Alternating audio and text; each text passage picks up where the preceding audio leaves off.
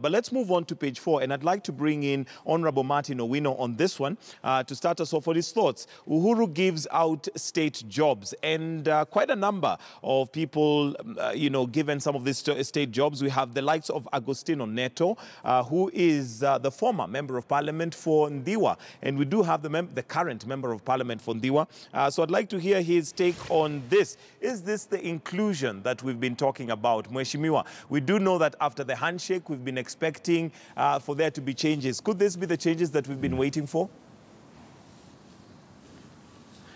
Yeah, sure. Thank you so much. I think in the handshake, even as many people could only see the outside, there are so many inside. This is just a tip of the iceberg.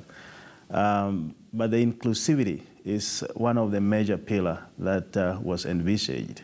You know, in a community where other people are left outside and other people inside, that is what causes actually disharmony. So yeah, congratulations to my predecessor. I'm happy that he's selected for that position.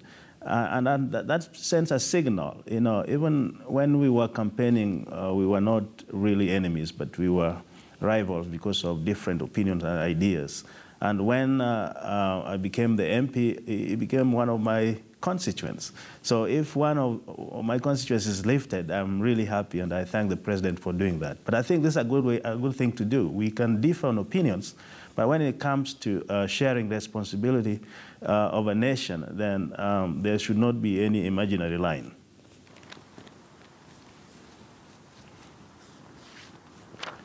That having said, I think there are more to come.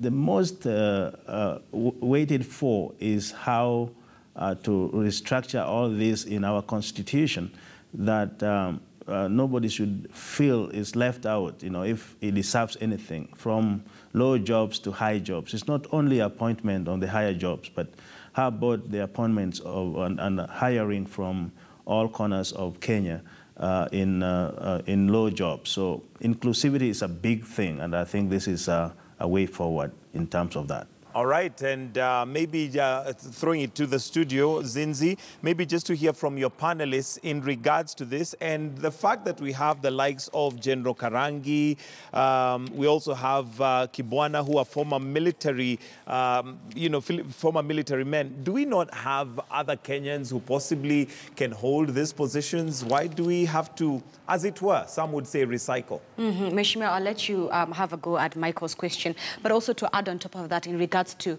don't we not have new faces and new talent that we can appoint? One. Two, all this seem to have been ex-politicians or held some seats elsewhere. Could this just be a reward, a political reward? I wouldn't really say that it's a political reward, and also I wouldn't really say that the president didn't do a good job. But when you look at the list, in reality, as a politician, when you scrutinize the list, you find that we only have one person aligned to the Prime Minister. These other ones, yes, regional representation is there, but in reality, these other people picked from other regions still belong to the side of Jubilee. They don't belong to the side of the Prime Minister. That's the reality. And I can point them out. Even Honorable, the former MP Agostino Neto, lost because of aligning to the side of Jubilee. Yeah, and the only person here maybe who might be on the side of the Prime Minister is Karoli Omondi. But these other guys, they are on the side of Jubilee. Philip, let me rope you into the conversation as an advocate. Yes, my main concern would be merit. You know, it seems like merit seems to have been thrown out of the window. Number two, it seems like you need to be a politician to be appointed into any post in this country. Right. And that is my main worry, because then nobody will have a chance to serve this country unless you make a lot of noise out there. And Mr. Kenyatta did not consider perhaps gender equality as well? Gender, yes, of course, that is a big issue. People are talking of inclusivity, which I really don't see. To me, this is just a reward system. Exactly. It is not, it is... Politicians would call it inclusivity just because a few people have been chosen from their region. But then, who are these people? These are people who, you know, either vied to be a councillor or tag along whenever the president or his people go around. I tend to differ with the lawyer, because when you look at the list, those guys who have been appointed, you find that most of them are generals in the army. Even these two, we have Joseph Kibwana, we have Julius Karangi. He was a former general. Then when we go further, you look at Chupkizi. Chupkizi is a young comedian. He has been appointed in Nakada board. So I believe it's not about politics. It's about serving this country. And at the end of the day, it's not about who has been given this or that.